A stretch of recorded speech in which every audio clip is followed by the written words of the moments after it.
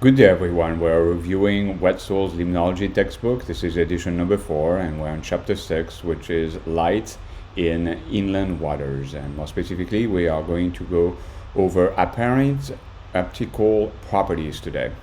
So apparent optical properties represent those characteristics of the light field that depend on both inherent optical properties described above and the geometry of light field, for example, solar zenith angle. One of the most commonly measured apparent optical properties is the diffuse attenuation coefficient, also known as the light extinction coefficient.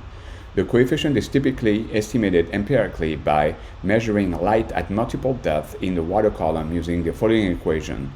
EdZ is equal to ED0 by E to the power of minus KdZ, where EdZ is a downwelling irradiance at depth Z. ED0 is the downwelling irradiance just below the water's surface at a zero depth, and Kd is the diffuse attenuation coefficient. Depth Z are positive values. Kd has units of reciprocal depth, typically meters to the minus 1, and describes the slope of the exponential decay of light in the water column. Accurate description estimation of Kd is often reduced in very near surface measurement due to wave action, and shallow depth are often excluded. As Kd is an apparent optical property, it depends on the geometry of the light field. The standard practice is to obtain light profiles to calculate a Kd within a few hours of when the sun is highest in the sky. Coefficient for PAR Kd for natural waters vary from less than 0.1 per meter in every clear lake, such as Crater Lake, and to above 4 per meter in highly stained lake waters or lakes with very high algal biomass or suspended sediment. PAR Kd is the diffuse attenuation coefficient for PAR between 400 and 700 nanometers. Values for PAR Kd in excess of 18 per meter has been recorded. However, Kd depends strongly on wavelength and can vary substantially across the solar spectrum. In almost all cases, Kd for UV wavelength is greater than for PAR. However, the ratio of attenuation for UV versus PAR depends on the quality and quantity of optically active substances and can vary substantially. So let's look at this figure here, figure 6-5.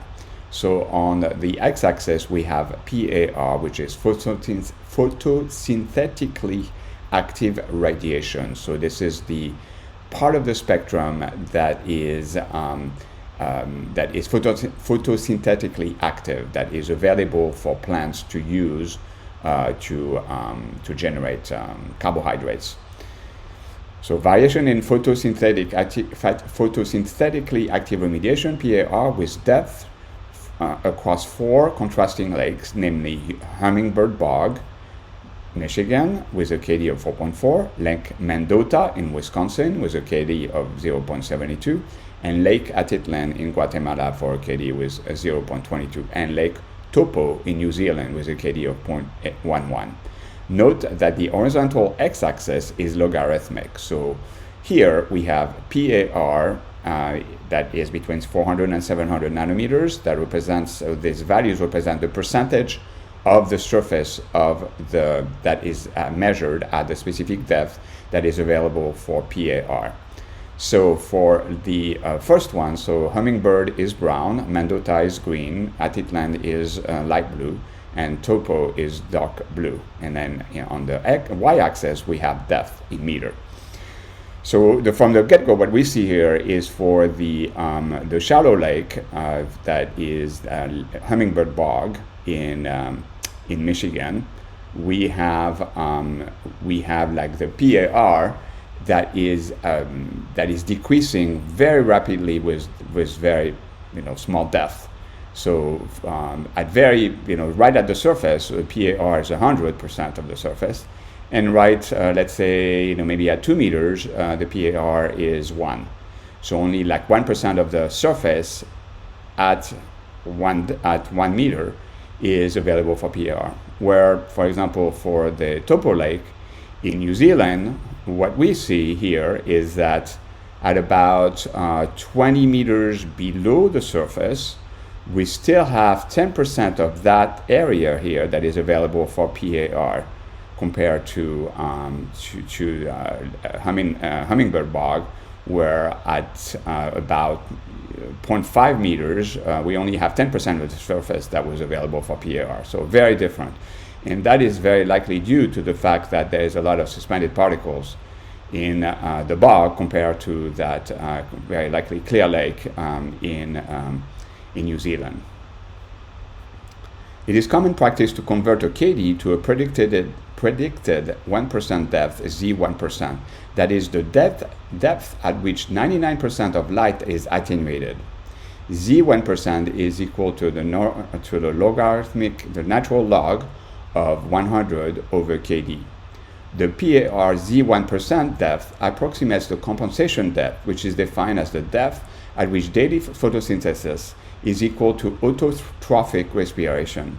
Consistent with reporting PAR Z1% depth, the equivalent Z1% depth for other wavelengths is also often reported. For example, 320 nanometers for UV Z1%.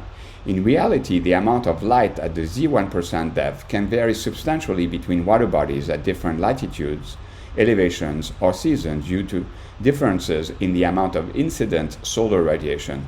Thus, the compensation depth may be substantially deeper than the PAR Z1% depth in some water bodies, such as tropical high elevation lakes due to high incident irradiances at the water's surface. In addition to the properties of the water column, the characteristics and amount of light penetrating the littoral zones of lakes are greatly altered by the type and extent of development of floating leaves and emergent higher aquatic plant, as well as by reflection and scattering from lake sediments.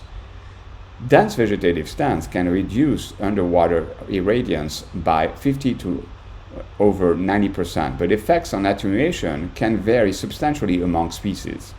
Optically active substances. The diffuse attenuation coefficient is influenced by the absorption and scattering of water and substances in water. Thus, KD can be partitioned into partial diffuse attenuation coefficients, such as for dissolved and particulate substances. The KD at a given wavelength or wave band, for example PAR, is a function of the concentration of optically active substances, and variations in KD across the solar spectrum correspond to variations in the absorption and scattering spectra of these substances. The most commonly described categories of optically active substances include chromophoric dissolved organic matter, or CDOM, algal biomass, non-algal particulates, and water itself. The spectral shape and magnitude of absorption and scattering depend on the composition and concentration of each optically active substance. In most lakes of moderate clarity, it is common for the green portion of the spectrum to penetrate most deeply. The wave band of maximum penetration is shifted to shorter wavelengths in oligotrophic water bodies, whereas in lakes that are darkly stained with CDOM, see below, practically no light of wavelengths shorter than 600 nanometers penetrates below 1 meter. So this is see below. So let's look at figure 6-6 here. So the same kind of picture in terms of what's going on the x-axis than the figure that we just saw, which is figure 6-5. So on the x-axis we have the irradiance, which is the percentage of the surface, and once again this is a logarithmic scale, and so we have 1 to 100%. So at any specific depth, this is the amount of light that is reaching that depth, and so the depth is on the y-axis, and then the irradiance is on the x-axis. So let's look at what they are telling us here in the figure legend. So diffuse attenuation coefficient, KD, measured in spring, so this is spring, and summer. For Crystal Lake, Wisconsin, for 320 nanometers, 380 nanometers in blue, and photosynthetically active radiation, PAR, in yellow. So we have different waveband here. So the purple one is 320 nanometers, the blue one is 380 nanometers, and then this is PAR. So this is the range that we looked at, which is between 400 and 700 nanometers. All wavelengths deeper in summer penetrated deeper in summer than in spring, with more pronounced seasonality in short wavelength UV than in PAR. Additionally, light attenuation exhibited heterogeneity through the water column, i.e., it is not log linear during summer, associated with higher chromophoric dissolved organic matter, or CDOM, and alcohol biomass below the thermocline. Note that the horizontal x-axis are logarithmic. So here what we are seeing is that, interestingly enough, that in the summer we have a higher level of irradiance at higher depth, which is kind of counterintuitive, because you would expect that in the summer, due to the amount of algal biomass in the water, that light would not be able to penetrate that deep. But at the same time, this is probably why light is actually is allowing very high productivity at these deeper levels, because we are seeing like that the irradiance percentage is starting to extinguish. That is, below 1% of the surface, right below 12 meters. Where in the spring, that is not the case. It's right at 12 meters. And then the other thing is, they were saying that it's not logarithmic per se in the summer. So because we're seeing some curve, we are not seeing straight line. So somehow there is like a parameter that is actually like changing the rate of irradiance for these wavelengths at this depth, at this very sensitive depth here.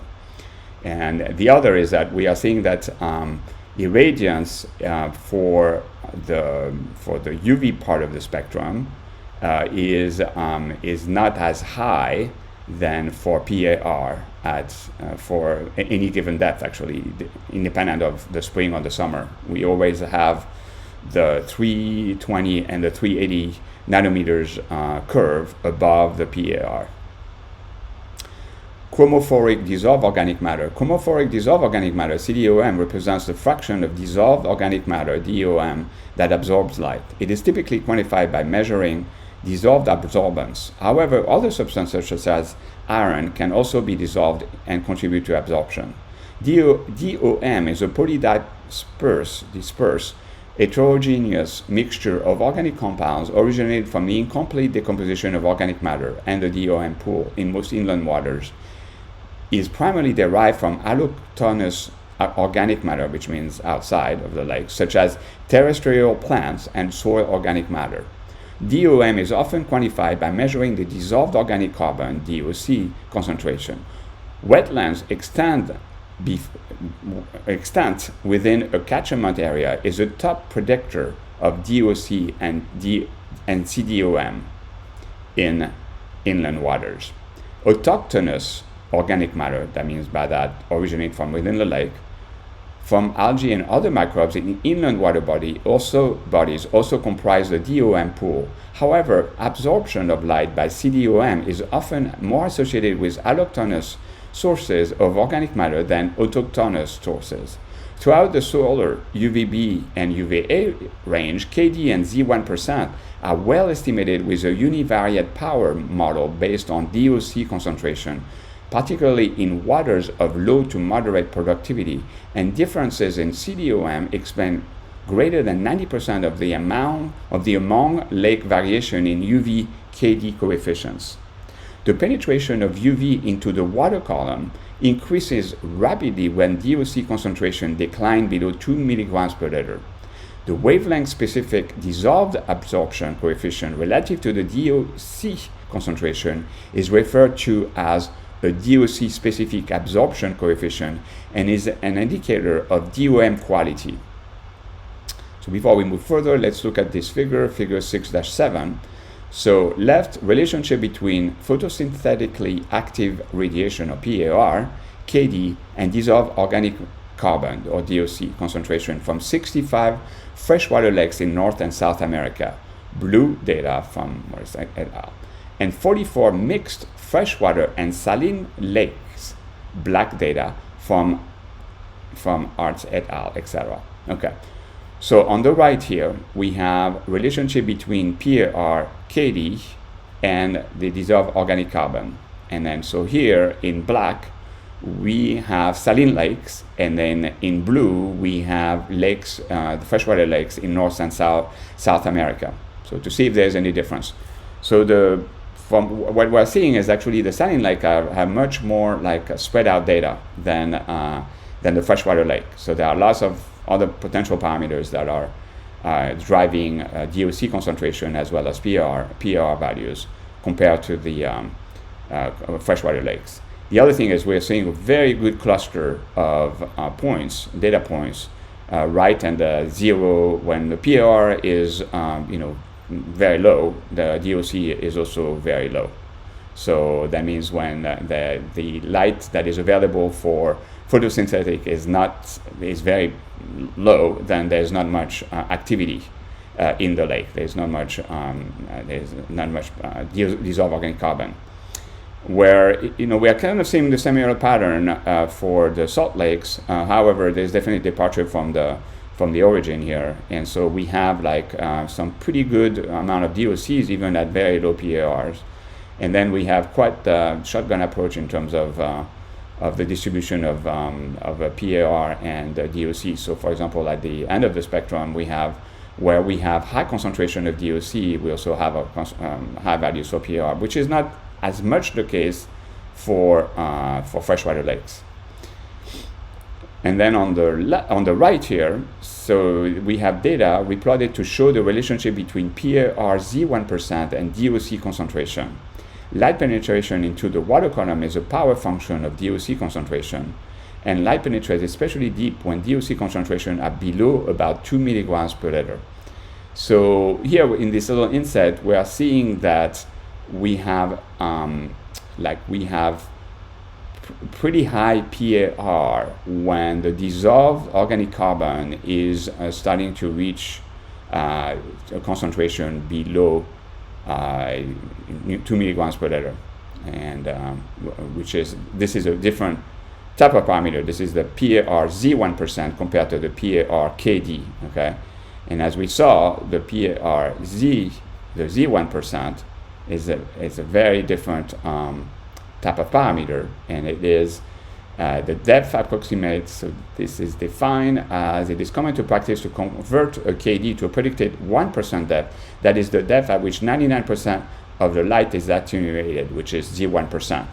So at the PAR Z1% is when we have light attenuation, which is kind of telling us the same thing here when we have very low PAR at very low DOCs. Well, it's the same here. We have very low because we have very high values for PAR Z1%, which means that most of the light is attenuated at very high values for PAR Z1% here with low DOCs. So let's move on. So let's move on and read this. A PAR DOC specific absorption coefficient of about 0.22 meters squared per gram is common. The DOC specific absorption coefficient at 254 nanometers, otherwise known as the specific UV absorbance, SUVA, is related to the aromatic carbon content of the DOM pool. The process of photobleaching or the loss of dissolved absorbance when DOM is exposed to sunlight can reduce dissolved absorbance and DOC specific absorption coefficients. In water bodies with long residence time, such as many saline lakes, the DOC specific absorption coefficient can be substantially lower than in stained freshwater lakes.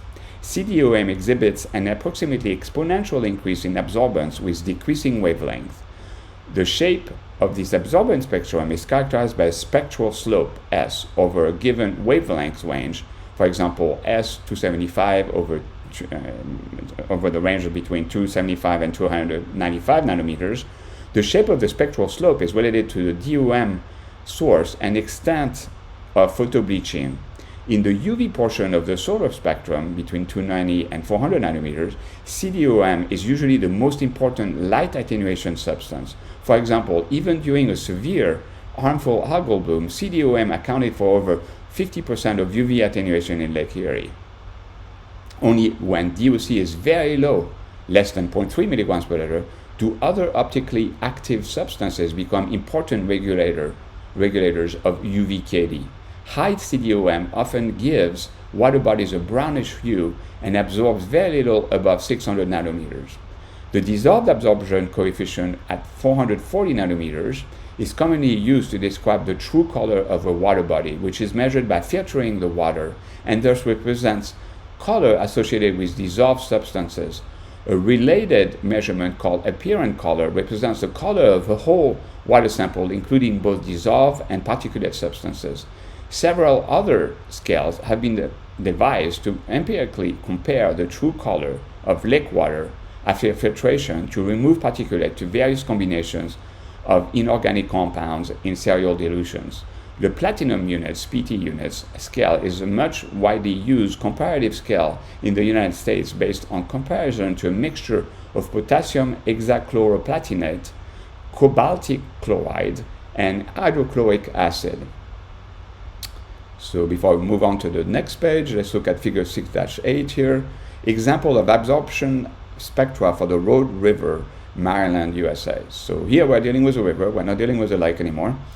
And we on the x-axis we have wavelength, and on the y-axis we have absorption. And notice that we don't have the same values mapped on the y-axis depending on where we are here. So let's look at these A CDOM, algal, A water, and A nap. So ACDOM is a chromophoric dissolved organic matter. A algal is the algae. A water is the water, and T is non-algal particulate, A nap, per unit of total dissolved solids, or milligrams per liter. So here what we are seeing is that, for example, for the ACDOM, the absorption is pretty high at low wavelength. So it starts to like really beef up and start up like at about 400 and below.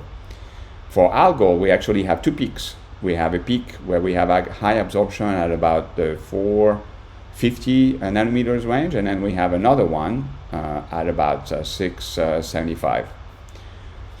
For A water, so A water is the spectral absorption of water. So what we're seeing is that the water absorbs very well starting at 500 and very good absorption 700 and above. So like, for example, infrared is above that. So this is why water is actually a very good storage mechanism for heat.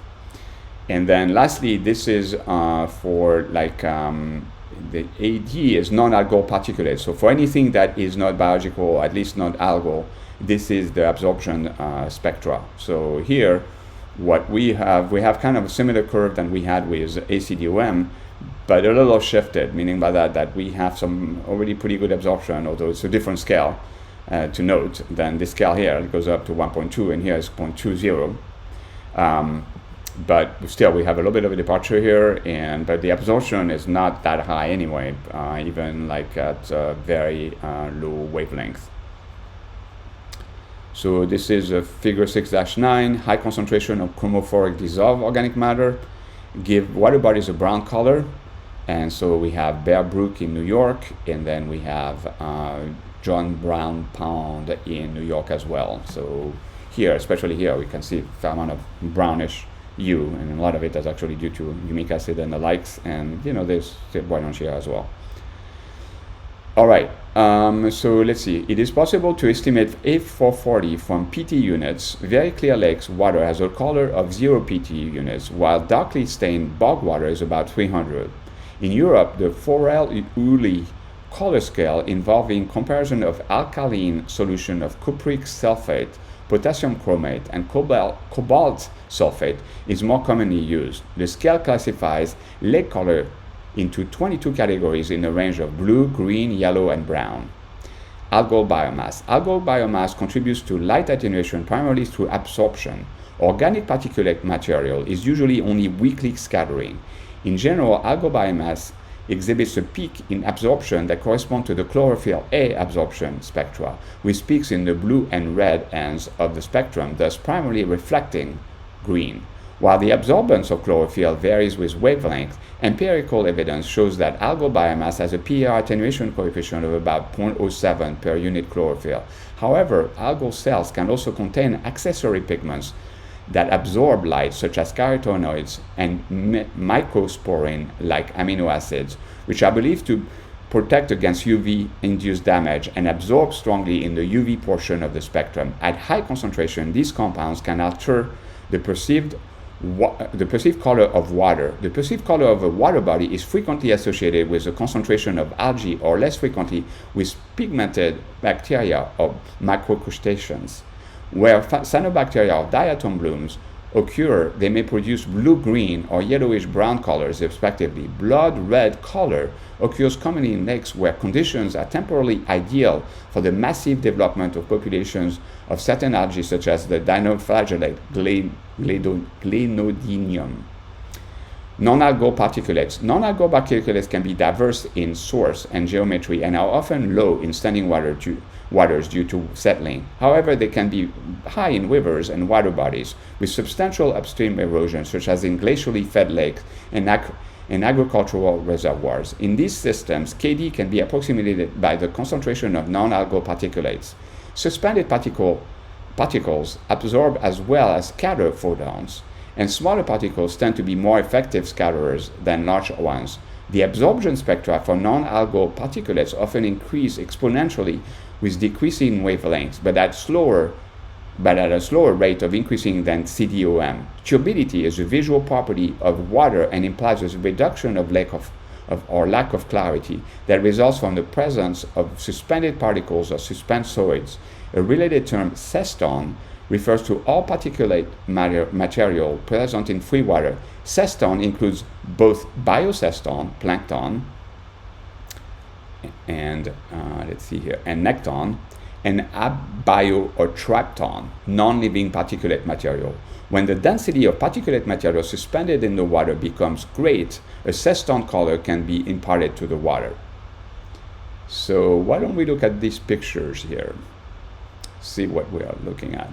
So figure 6-10, high algal biomass gives water bodies a green color. So like this Lake Rotorua on the South Island of New Zealand.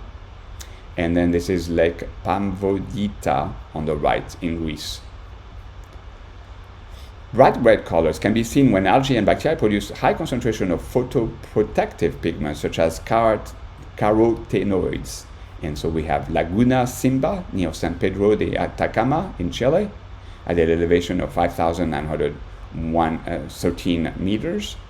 And then on the right we have Lake Hellier in Australia. And then here we have figure 612. We have high concentration of fine particulate that can give water bodies a milky or turquoise color. Left we have Cradle Lake and Mount Ruapeu in New Zealand, where fine seals come from loose volcanic ash. And on the right we have Zigatenus Lake in Alberta, Canada, where fine seals come from nearby glacial action. So we have like probably a glacier right here that is melting and providing some silt to this lake that is imparting this blue color. Turbidity usually consists of inorganic particles and originates from the erosion of soil of the catchment basin and from resuspension of the bottom sediments, but in many eutrophic water bodies also includes algal cells. Inorganic turbidity tends to be higher in reservoirs than in natural lakes, in parts often associated with larger fetch distances and shallower depth for much of the basin, and in some regions by extensive agricultural soil disturbance within the catchment. These inorganic particles often range in size from 0.2 to 2 micrometers and consist of silicate material, mica, hyalite, morionite, vermiculite, and kaolinite, and aluminum and iron oxides. A particularly common suspensoid in hard water lakes is associated with colloidal and particulate calcium carbonate almost entirely as calcite crystals. See detailed discussion in chapter 13. These suspensions of carbonate become particularly abundant and visually conspicuous as whitings in temperate lakes during spring and early summer. During this period, a supersaturated conditions are often exceeded because of increasing temperatures and photosynthetic utilization of CO2, carbon dioxide, and production of hydroxyl ions, which result in the precipitation of particles in the range of 1 to 20 micrometers. As these particles settle, turbidity increases markedly with large increases in the backscattering of light, particularly in the blue-green portion of the spectrum. In southern lakes such as Blind Lake in southeastern Michigan, The suspension is so fine and production so intense from supersaturated groundwater sources that the colloidal suspension renders the water nearly opaque. Light is backscattered with a brilliant blue-green opalescence. Where turbidity is extremely high, such as in some reservoirs near major river inflows, under flood conditions, or in lakes receiving fine materials, such as volcanic ash or glacial runoff, extinction coefficient in excess of 10 per meter are not unusual, 10 meters to the minus 1. Pure water, lastly. Pure water can make a substantial contribution to the attenuation of UV and PAR in oligotrophic lakes. In distilled water, absorption decreases as wavelength increases from UV into PAR, with a minimum in the short wavelength blue light. Absorption then increases rapidly from about 430 nanometers into the infrared range. The absorption of infrared radiation is over 100 times greater than that of UV and PAR, and therefore usually over half of the total light energy is transformed into heat in the first meter. This is actually very important. This is why in the summer, when you go swim in a lake, you feel that the water is very warm right at the surface there, and you stay in that water.